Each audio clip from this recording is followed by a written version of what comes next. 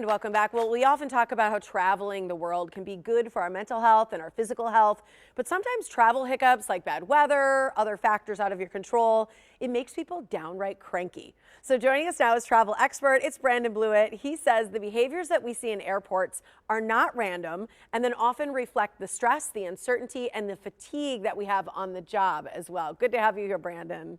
Thanks for having me back, Tiffany. Great to see you. Absolutely. So this is something we've seen all over social media, right? The lack of civility, no self-regulation. Why do you think travel brings out just the worst in people at times? I think the reason it brings out the worst is that so often we are stuck in our own worlds on our phones, right? And in most scenarios, you can probably avoid contact with other people, but you can't at the airport, right? Everyone is forced through security. You're in close proximity, whether you're in the terminal or on the plane. And I think that creates a lot of agitation, as well as maybe the activities that people partake in before they head to the airport and get on the I know exactly what you're talking about when they get there early and they hang out at the bar or different things like that. You or don't think it, sleep the night before. yeah, right. You think it calms you, but it doesn't. It makes you more agitated. And okay, so interesting. So in your book, you describe staying healthy and fitness as almost this fuel source. Tell us a little bit about what you mean by that, especially for people who travel a lot. Yeah, absolutely. One example I use in the book is someone that was depleted of fuel. It was a couple that was flying from Key West trying to get back to Kansas City. I met them, technically met them, at the airline club, and they were exhausted. They had, not gotten a lot of sleep, and what happened was their, their button finally got pushed, and it detonated. Right? They had a temper tantrum in the middle of the airline lounge, and they weren't allowed to access it. I have found that if I get sleep the night before, I'm, eating nutritious food, I stay hydrated, and I keep a regular exercise routine, those things just keep me and my mind calmer and your mood is more elevated. And I think that when you keep those habits consistent, especially in and around travel, that's going to make your mood much more pleasant and you're less likely to detonate like the couple that I saw at the DFW airport. Yeah, because it's true. Sometimes you go on vacation, you're like, well, it's a free for all. I'm on vacation. And it's always Right. this excuse. I'm on vacation. I don't have to do Right. those things. So, what are some realistic things that we can do to stay healthier while we're traveling that don't feel like we're still home in our regular schedule? Absolutely. I think one thing that I think is an easy fix is maybe don't take the train between terminals. If you've got time, Mm, walk between the terminals, right? yeah. And another thing that you can do, we're all on our phones all the time. The restaurant options that are in the terminal or the concourse, they're there on your phone.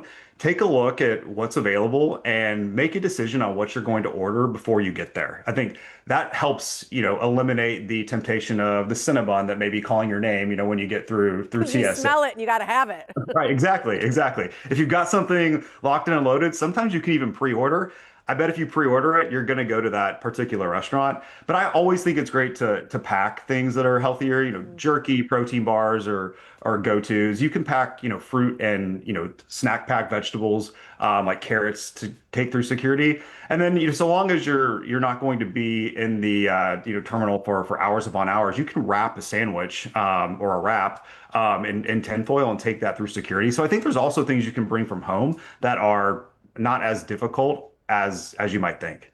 That's true. I tend to have my favorites, my go-tos when I get to the airport, but I like that you gave us some realistic suggestions of what to bring. I always bring some nuts and a little bit of chocolate, so you've got the sweet and the salty and something crunchy. But what are their rules? Are there hard and fast rules about what you should not bring on board? Oh, there should be, right? Right. I fly out of Washington Dulles every week, and there's a Ben's chili dog across from the gate, and I just think, why? Like, that's a fine restaurant, right? I'm not dogging on it, no pun intended, but like, why is that in an airport across from a gate where someone can bring something like that on the plane? I think that if it's not something you would want to smell for, an hour and a half, 2 hours at a time, like maybe consider eating that in the terminal before you get on the plane. And then one thing that I've noticed is that people have this really adverse reaction to the scraping of yogurt cups. And Oh. look, Greek yogurt is super healthy. It's, a great snack to get protein, but maybe just be cognizant of not only the smell of the food you bring on board, but the sounds that they make, because those can be agitators for the passengers around you. That's a great point too. I even think, when you get the little snacks, at least we're all eating them at the same time because the little Right. bags and the crinkling and all that stuff when people Oh are first yeah. trying to sleep is always something. Okay, so if people want to bring back the golden age of travel and really have these sort of class back, on the planes and in the airports, what's maybe a simple habit that we can adopt right now that helps us all move towards that?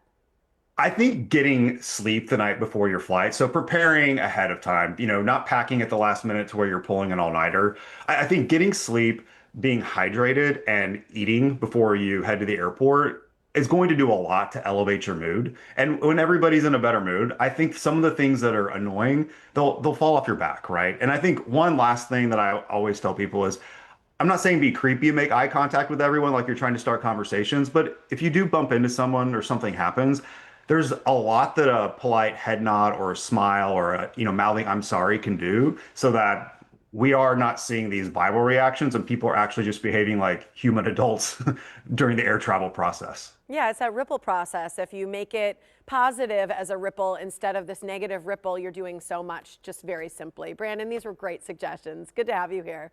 Thanks for having me. Absolutely. Brandon Fluid's book is called How to Avoid Strangers on Airplanes. It's a survival guide for the frequent business traveler. You can find links to learn more about Brandon and find his book on our website, themorningblend.com.